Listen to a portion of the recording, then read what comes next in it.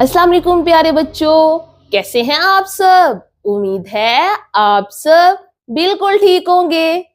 आज हम हे पढ़ेंगे। हे की आवाज से शुरू होती है। आइए हे से बनने वाली चीजों के नाम सीखते हैं। हे हलवा, हलवा, हलवा।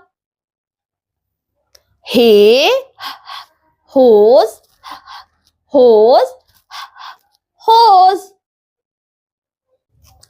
हे हजाम, हजाम, हजाम। हे हलवाई, हलवाई, हलवाई। तो प्यारे बच्चों, क्या आपने गौर किया?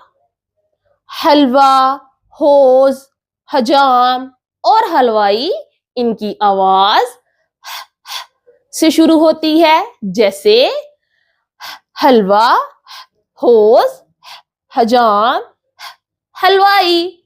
तो प्यारे बच्चों, इस सबक को अपने दोस्तों के साथ मिलकर पढ़ें। अल्लाह हाफिज।